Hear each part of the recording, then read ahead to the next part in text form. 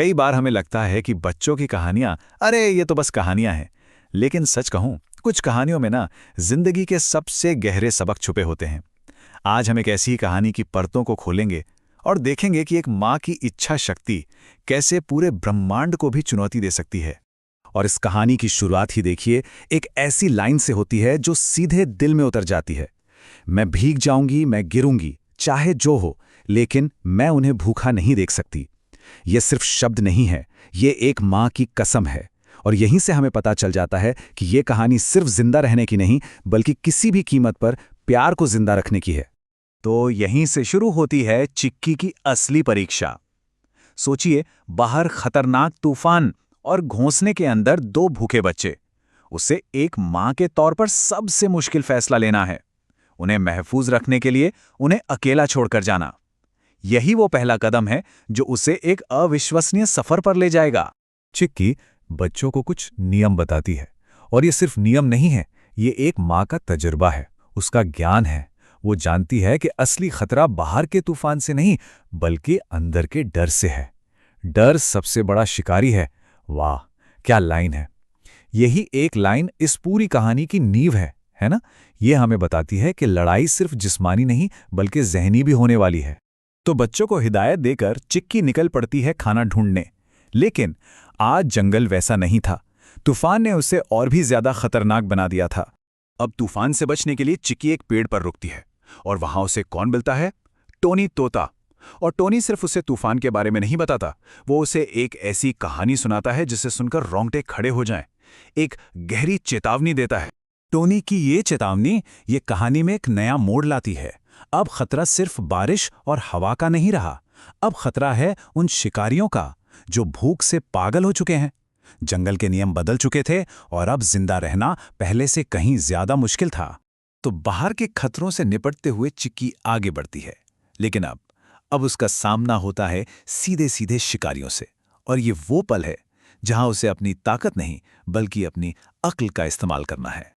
Situation देखिए, चिक्की दो भूखे शिकारियों के बीच फंस चुकी है। वो उससे बड़े हैं, ताकतवर हैं, और मिलकर शिकार कर रहे हैं। यहां पर ताकत का इस्तेमाल करना मतलब सीधी सीधी हार। चिक्की ये बात जानती है, तो वो अपना सबसे बड़ा हथियार इस्तेमाल करने का फैसला करती है, उसका दिमाग। और यहां चिक्की की चालाकी देखने लायक है। कमाल कर देती है वो उनकी ताकत को, उनके घमंड को उन्हीं के खिलाफ इस्तेमाल करती है। वो उनके बीच एक मुकाबला शुरू करवा देती है, और जैसे ही वो आपस में लड़ने लगते हैं, चिक्की चुपचाप वहां से निकल जाती है। मतलब उसने उन्हें जिस्म से नहीं, दिमाग से हराया। ये दिखाता है कि बाहरी मुश्किलों पर अक्ल से कैसे जीत हासिल की जा सकती है। तो चिक्की तूफान से जीत गई, शिकारियों को भी चकमा दे दिया और घर लौटी। उसे लगा होगा, चलो सबसे मुश्किल वक्त तो गुजर गया। लेकिन कहानी हमें बताती है कि सबसे बड़े दुश्मन बाहर नहीं होते, वो अंदर होते हैं। अब उसका सामना एक ऐसे दुश्मन से था जिसे ना वो देख सकती थी और ना ही उससे लड़ सकती थी। और यहीं से कहानी की सबसे मुश्किल, सबसे गहरी परीक्षा शुरू होती है। एक ऐसी जानलेवा बीमारी जो अचानक उसके बच्चों पर हमला कर देती है। ये किसी भी माँ बाप के लिए सबसे बुरा सपना होता है। चिक्की अपनी आंखों के सामने अपने बच्चों को एक वायरल इन्फेक्शन से कमजोर होता देख रही है।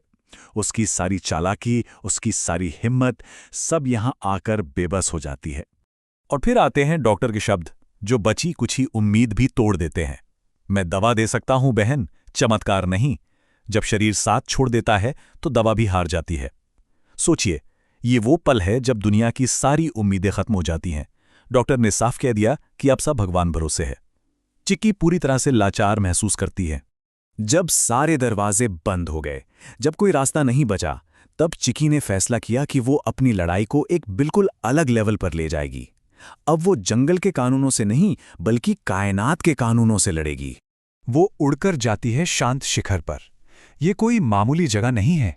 कहते हैं ये वो पवित्र जगह है जहां कायनात, यूनिवर्स खुद सुनता है। यहां जंगल के नियम नहीं चलते। और यहीं चिक्की अपनी आखिरी लड़ाई लड़ने का फैसला करती है। और यहां पर ध्यान दीजिए, चिक्की प्रार्थना नहीं कर रही है, वो भीख नहीं मांग रही है, वो सीधे सीधे यूनिवर्स को चैलेंज कर रही है। ये एक माँ की आवाज है जो कह रही है कि मेरे बच्चों के लिए कोई भी नियम, कोई भी कानून, बहुत बड़ा नहीं है। ये इस कहानी का पीक है। ये एक अल्टीमेटम है, एक माँ के प्यार की ताकत का सबसे बड़ा सबूत। वो अपनी जान दांव पर लगा रही है और कह रही है कि अगर मेरे बच्चे नहीं बचे तो मेरी चीख इस कायनात में हमेशा के लिए गूंजती रहेगी। और फिर एक खामोश सा चमत्कार होता है। जब वो अपने घोंसले में लौटती है तो उसके बच्चे ठीक हो रहे होते हैं। वो पानी मांगते हैं, जिंदगी का एक छोटा सा प्यारा सा इशारा। ऐसा लगता है जैसे उसकी उस जिद भरी चुनौती का जवाब मिल गया हो। तो आखिर में ये कहानी हमें क्या सिखाती है? ये बताती है कि प्यार सिर्फ एक एहसास नहीं है, ये एक ताकत है। एक ऐसी ज़बरदस्त ताकत जो कुदरत के नियमों को भी मोड़ सकती है। लेकिन सवाल ये उठता है कि ये जो असंभव सी ताकत है, ये आती कहाँ से है? क्या ये सिर्फ माँओं में होती है या हम सबके अंदर कहीं छुपी होती है जिससे बस जगाने की ज़रूरत है?